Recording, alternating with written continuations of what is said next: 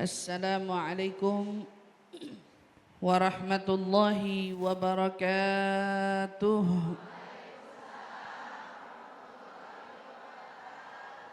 Alhamdulillahi rabbil alamin. Wabihi nasta'in ala umuri dunya waddin.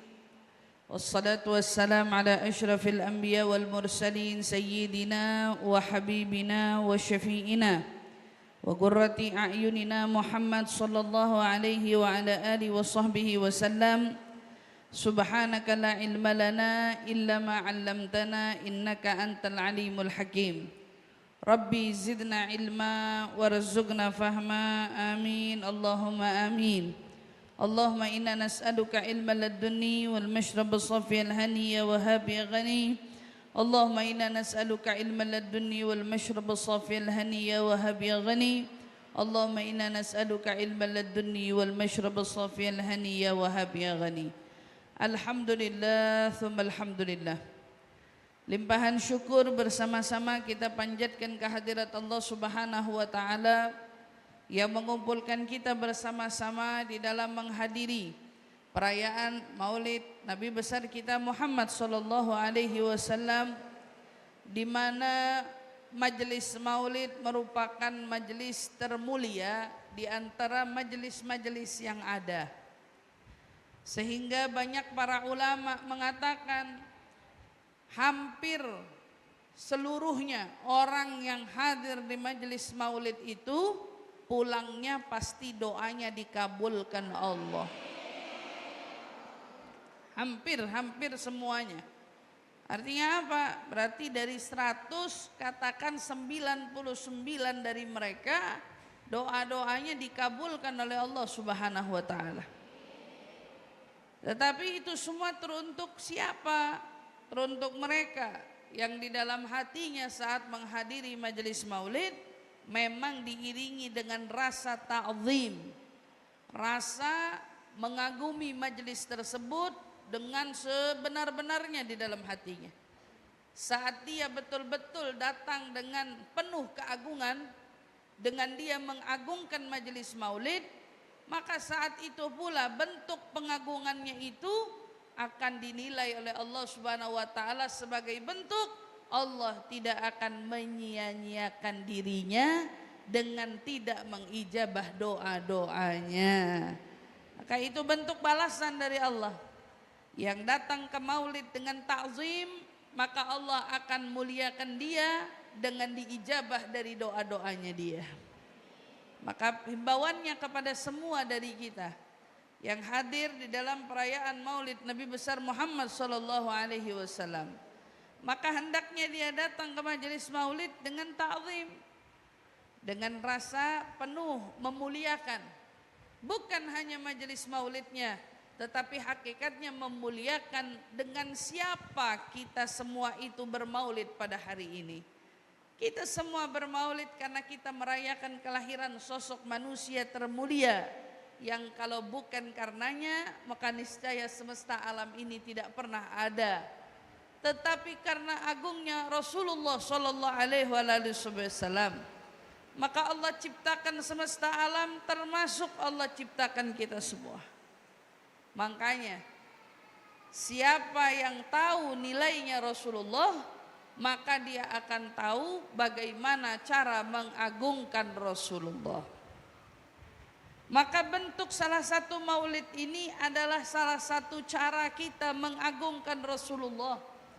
Dengan kita mengangkat namanya Rasulullah, dengan kita menjunjung Rasulullah, itu tujuannya bukan karena kita mendewakan Rasulullah, bukan. Seperti sangkaan orang di luar sana, katanya kalau kita maulid itu mendewa-dewakan Rasul. Di mana tak mendewakannya? Orang di maulid ada doa, doanya kepada Allah. Betul apa enggak?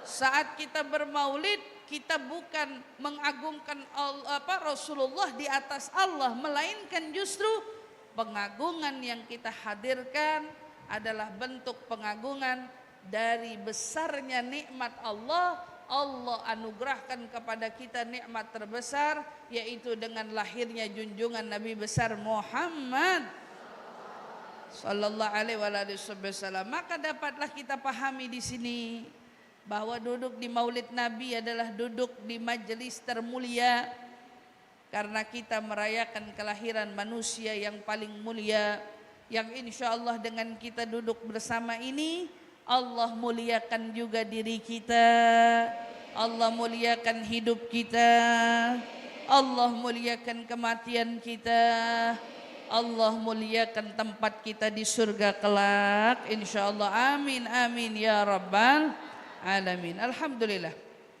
Nabi sallallahu alaihi wasallam saat tengah duduk dengan para sahabatnya, tiba-tiba Nabi sallallahu alaihi wasallam bersabda, An-nur idza dakhala fi qalbil 'abdi infasah wan syarah. Lihat kata Nabi, cahaya bila mana masuk ke dalam hati seorang hamba, maka cahaya itu akan membuat hati hamba tersebut lapang. Apa? Lapang. Lapang dan tenang. Jika apa? Jika ada cahaya yang masuk. An-nur idza dakhala fi qalbil 'abdi infasah wan syarah. Cahaya kalau masuk ke hati seorang hamba, katanya cahaya itu bisa bikin hati kita tenang sama hati kita lapang. Dari sini kita tahu ya, kalau ada dari kita yang hatinya sempit, hatinya tidak tenang, artinya belum ada cahaya di dalam hatinya. Kenapa? Karena kalau ada cahaya, hatinya pasti lapang, hatinya pasti tenang. Baik. Kemudian sahabat bilang, tolak ukur lapang dan tenang itu kan beda-beda ya. Ada yang anggap lapang itu, lapang berarti hatinya plong. Tapi ada orang yang anggap lapang itu hatinya terus menerus tenang, tidak pernah sempit kalau ada orang yang mencerca dan mencelanya. Ya gitu kan, nggak terpengaruh dengan ejekan, tidak terpengaruh dengan hidaan. Lapang tuh beda-beda artinya. Makanya sahabat akhirnya mengerucutkan, lah Rasul, ada nggak tandanya orang kalau di hatinya itu lapang? Maka Rasul sallallahu alaihi wasallam bersabda, oh ada. Tanda orang memang kalau di hatinya dikasih sama Allah cahaya, yang kemudian cahaya hati itu membuat lapang, membuat hatinya tenang, maka tanda yang pertama, at-tajafi an darul ghurur. Satu, dia akan terlihat cuek, acuh pada dunianya. Cuek, acuh sama dunia. Berarti walaupun dia kerja, walaupun dia cari nafkah, walaupun dia sibuk, tetapi tidak pernah sibuknya itu membuat dia lupa pada Allah. Kalau kemarin asik sibuk cari uang aja, sampai nuntut ilmu nggak sempet, sampai hadir majelis maulid nggak sempet, sampai silaturahmi nengok orang tua nggak sempet, sampai silaturahmi ikut kumpul keluarga nggak sempet. Saking apa? Sibuk kerja. Ini orang-orang yang kayak gini, orang yang lagi disibukkan dengan dunianya. Kalau orang di hatinya sudah masuk suatu cahaya dari Allah, maka dia mulai apa? Mulai mengurangi kesibukan dunianya.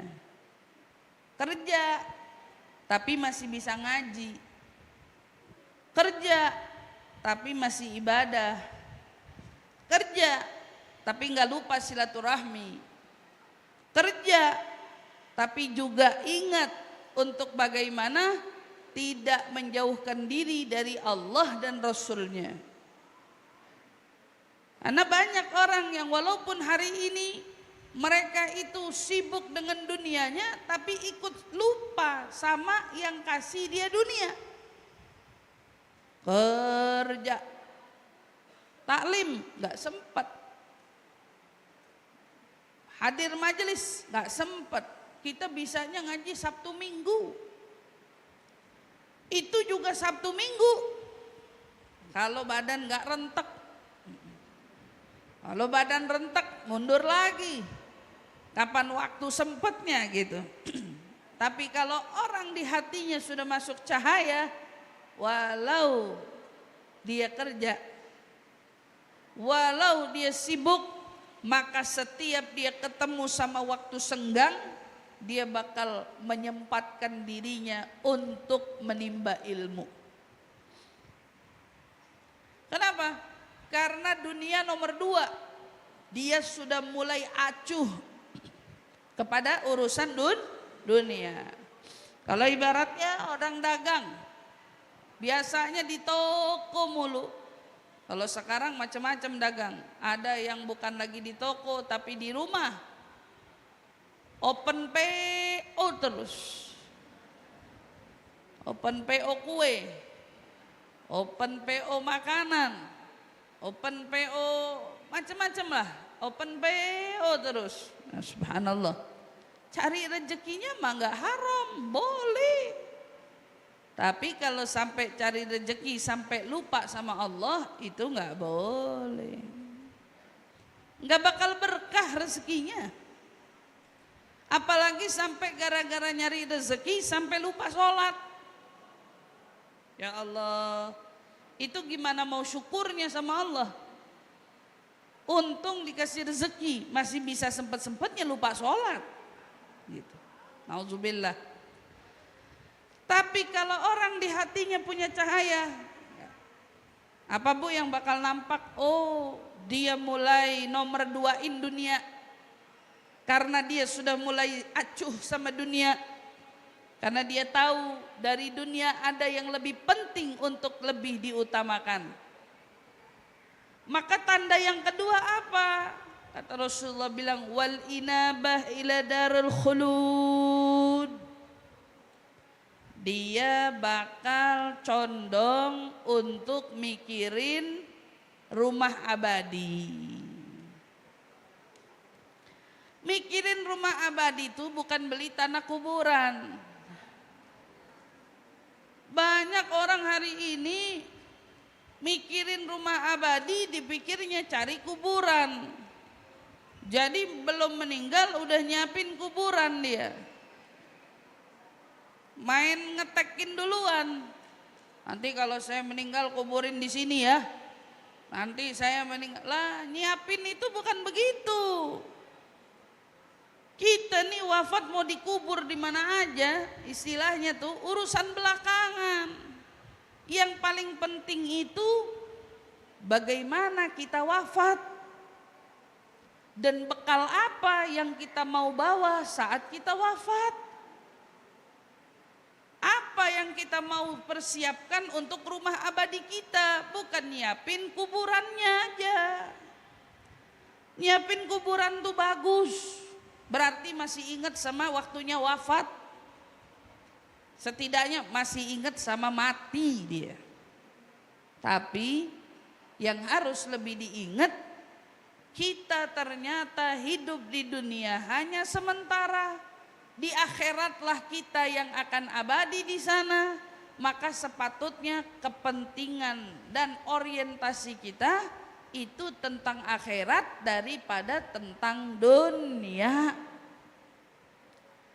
Kalaulah kita ngejar gimana caranya punya rumah di dunia, udah ngejar belum gimana caranya punya rumah di akhirat. Kalau kita sibuk aja nabung, yang ditakutin takut terjadi sesuatu di dunia, setidaknya kita punya tabungan. Pernah gak mikirin takut terjadi sesuatu di akhirat? Kita juga punya tabungan. Kan mestinya mikirnya begitu. Bukan cuma mikirin di dunia. Wah, takut sakit. Kalau sakit butuh uang. Takut ada apa-apa terjadi. Kalau sampai sesuatu terjadi butuh uang. Kita jadiin tabungan sebagai bentuk kebutuhan. Maka coba kita ingetin diri kita, Bu. Kita bukan cuman butuh tabungan di dunia, tapi kita juga perlu memikirkan bagaimana tabungan kita di akhirat. Karena biar bagaimanapun juga urusan akhirat jauh lebih kita butuhkan daripada urusan dunia. Nah, orang kalau di hatinya sudah masuk cahaya, maka dia akan lebih nabung bukan urusan dunia tapi urusan akhirat. Dia bakal lebih fokus tentang urusan yang abadi daripada urusan yang fana. Dia bakal lebih memikirkan nasibnya di sana ketimbang mikirin nasibnya di sini. Maka orang yang kayak begini, Bu, pasti lebih rajin ibadahnya ketimbang orang yang otaknya masih dunia aja. Jadi waktu ditanya, tumben udah mulai ngaji sekarang. Oh iya, apalagi sih yang mau dibawa? Kerja mulu, sekarang waktunya ngaji. Sibuk mulu, sekarang waktunya ngaji. Saya kalau boleh jujur, Bu, ketemu sama orang-orang umurnya 70 tahun, ya, 60 tahun. Sementara mereka masih sibuk dengan kerjanya gitu. Kerja, Bu. Badannya energetik. Wah, kerjanya jalan. Tapi kadang di hati saya suka kesian. Pengennya mah umur segini mah udah tenang-tenang aja di atas sejadah. Pengennya mah umur segini mah udah tenang-tenang aja ngapain? Ibadah. Pengennya mah umur segini mah ngapain? Udah hadir kajian aja. Umur-umur segini mah aktif tapi sibuknya urusan akhirat aja. Daripada umur-umur segitu masih aktif tapi sayang, sibuknya masih seputar pekerjaannya saja. Ngaji, tapi ngajinya gak seberapa dibanding kerjanya. Saya suka ngerenung gitu, ya Allah kalau saya tua nanti gimana ya? Kepengennya di usia-usia tertentu rasanya udah gak pengen lagi ngurusin dunia. Pengennya apa? Sibuk aja kita sama urusan akhirat. Karena kita tahu dunia cuman sementara. Adapun akhirat adalah rumah yang abadi yang perlu sama-sama kita berbekal di diri. Maka orang yang di hatinya masuk cahaya, apa yang bakal terlihat? Wah, dia bakal apa? Sibuk ngurusin rumah abadinya nanti. Sibuk ngurusin bekal dia di akhirat nanti. Gak mau mikirin yang lain. Dan sibuknya itu aja. Itu berarti tandanya di hatinya sudah masuk cahaya. Baru yang terakhir.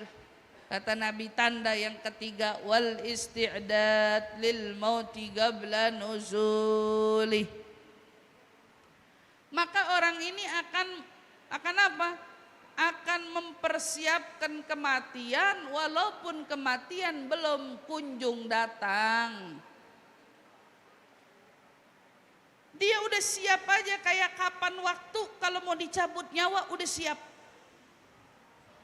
Kita coba tanya sama diri kita, andai ada yang mau dicabut habis gini kita siap apa tidak? Berani apa tidak? Kita bakal bilang kayaknya belum. Kita masih takut sama yang namanya Israel. Kita belum berani ketemu.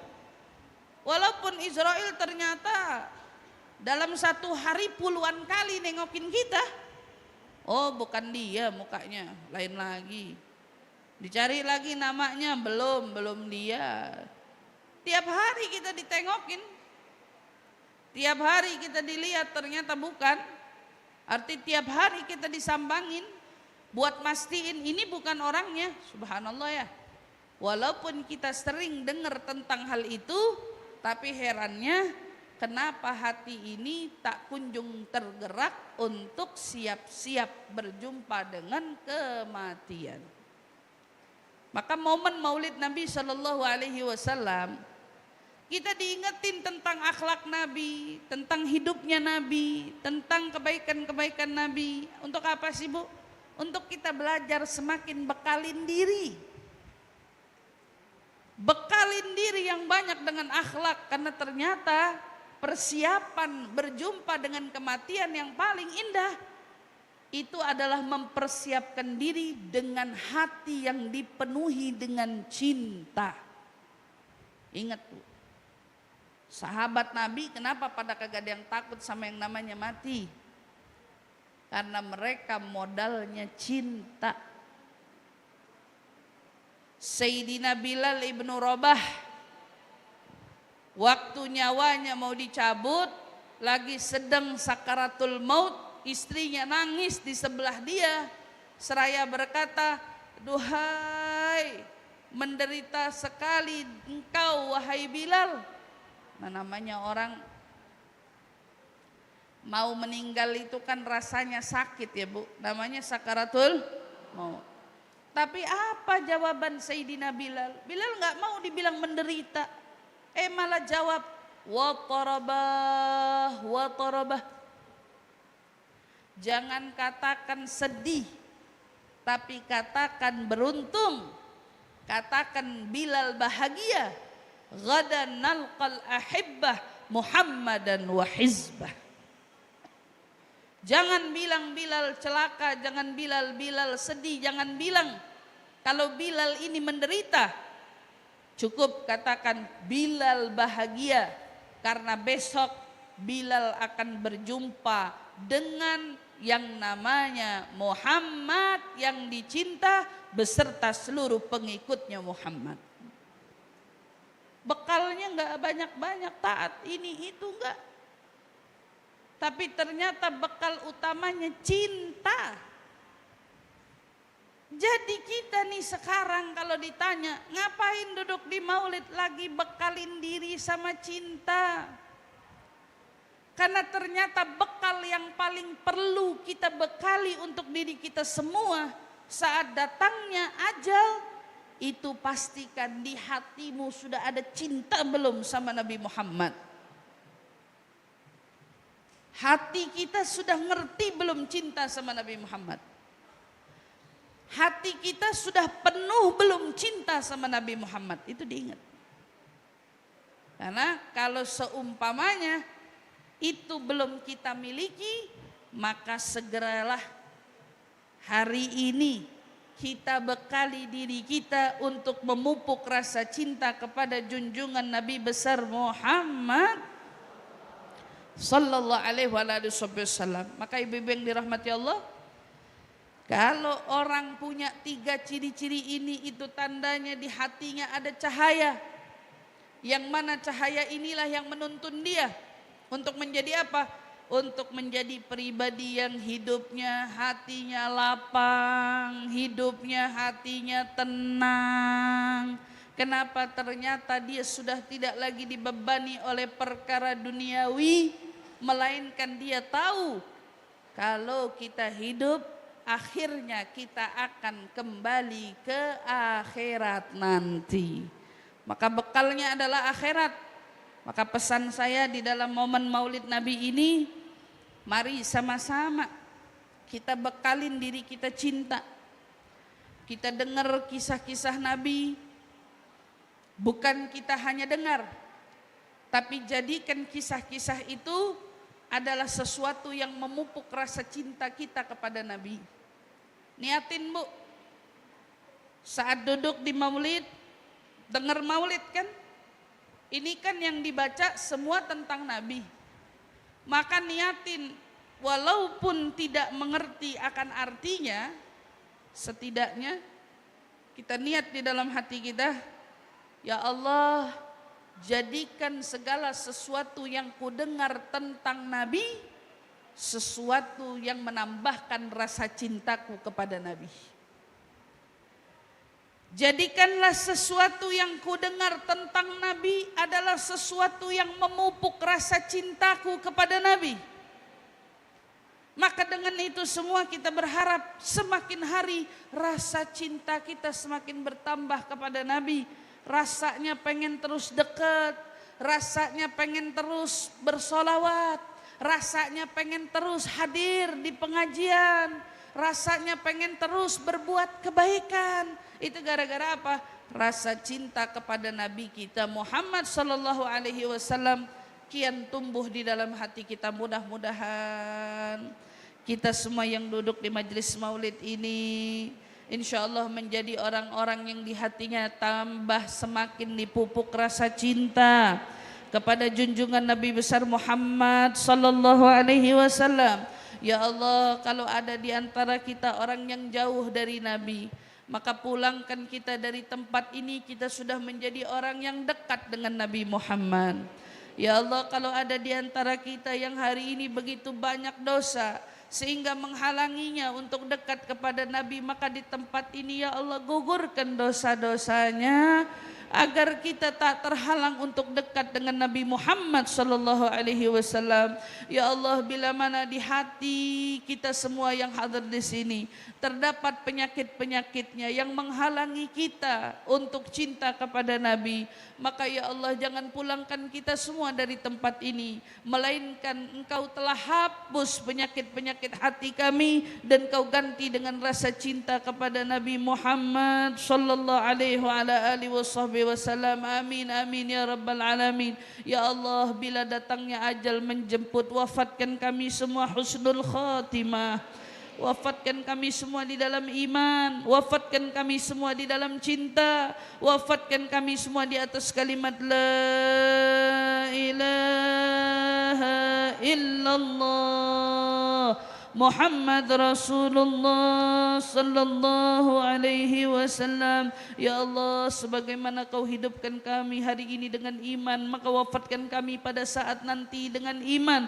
dan kumpulkan kami semua nanti bersama dengan orang-orang yang beriman. Junjungan Nabi besar kita Muhammad sallallahu alaihi wasallam. Amin amin ya rabbal alamin. Kita doakan Ketua DKM Masjid Al-Ghani Ustadz Haji Muhammad Yusuf Zuhri, mudah-mudahan Allah panjangkan umurnya, Allah sehatkan badannya, Allah berkahi setiap langkah hidupnya.